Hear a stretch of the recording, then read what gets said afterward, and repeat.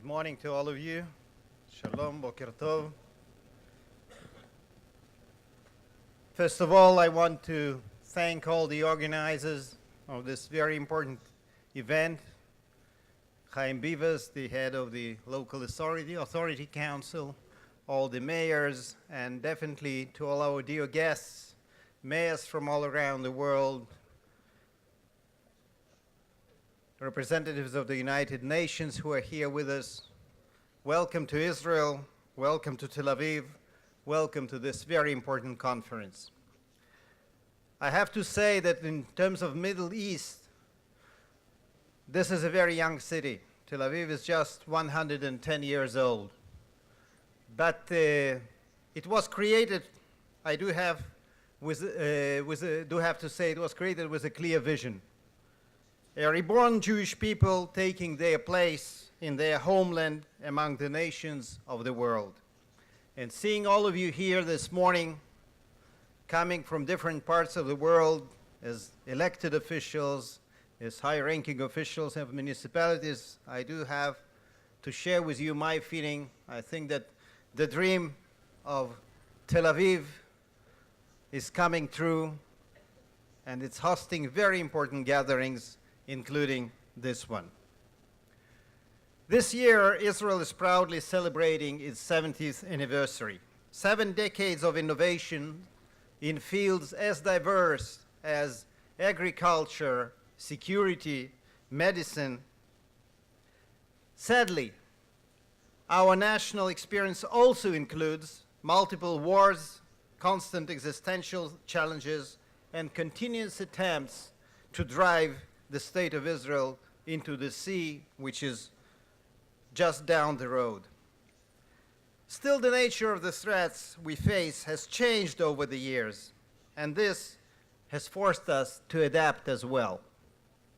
When suicide bombers tore apart Israeli buses, or by the same token, when terrorists reduced the World Trade Center to rubble, there was an organization behind them.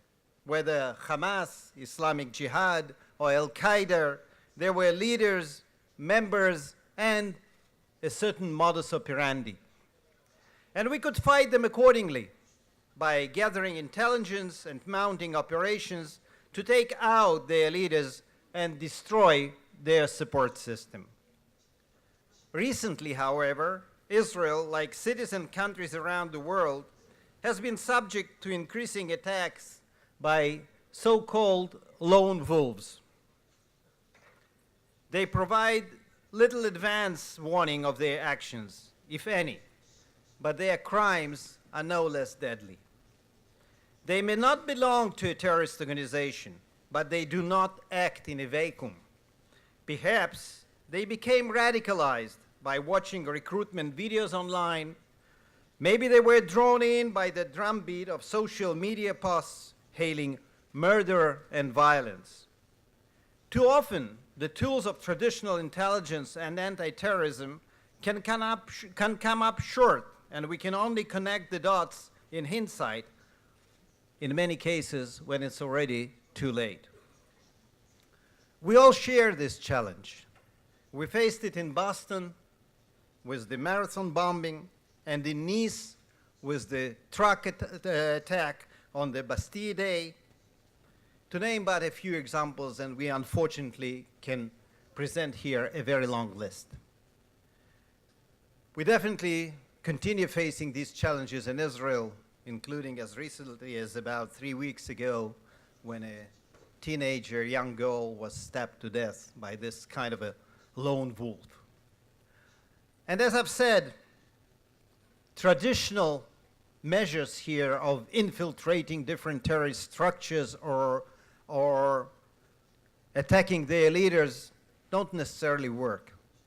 This kind of terrorism we could overcome only standing together, taking joint actions against incitement, against all the propaganda of different terrorist organizations that we unfortunately witness online.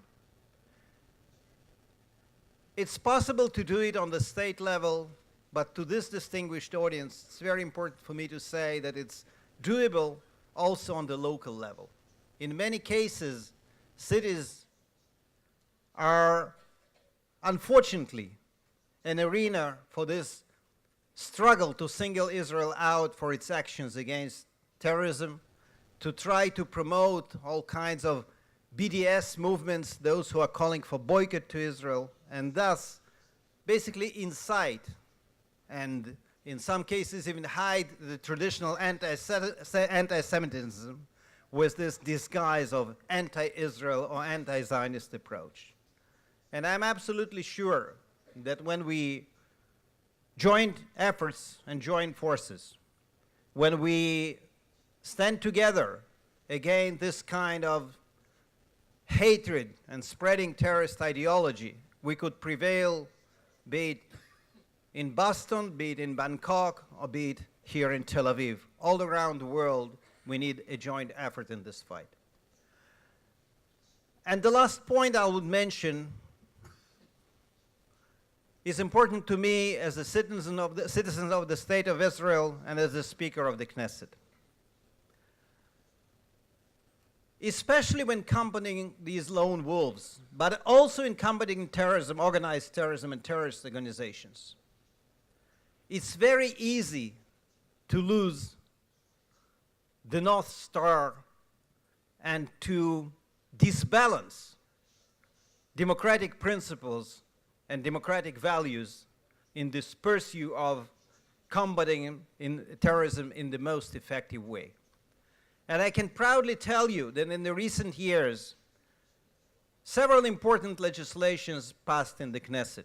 My colleague, whom we greet here, Minister of Internal Security, member of Knesset, Gilad Erdan, will confirm that many of these legislations, be it a Counterterrorism Act, be it an act, a law of deducting the funds transferred to the Palestinian Authority in case the Palestinian Authority continues financially supporting the families of terrorists.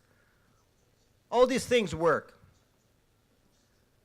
But it doesn't mean that a lot of serious discussions haven't been involved in passing these legislations. We can't decide that tight surveillance over these potential lone wolves would include surveillance over all the citizens or some kind of racial profiling, all kinds of things that are totally unacceptable in any democratic society. The result is that I think that we managed to find a very good balance between effectively combating terrorism, and probably this is one of the reasons this conference takes place of all possible venues here in Tel Aviv, but at the same time, as opposed to some countries where leaders in this kind of situation were grabbing more power or even all kinds of coups and revolutions happened, it never happened in the State of Israel. There was always opposition, there was always coalition, there was criticism, there were heated debates. Right now, the debates are in the midst of an election campaign. As far as my personal taste is concerned, they are sometimes too heated, but I think that this is one of the guiding principles of Israeli democracy. And I'm absolutely sure that you will take the advantage of this opportunity to be here in Israel, to learn things we are doing. We will learn from your best practices in this important field, but probably also in many other fields, so that we can build a common future that is safer, saner, and more secure for our children and for the generations to come. Thank you very much.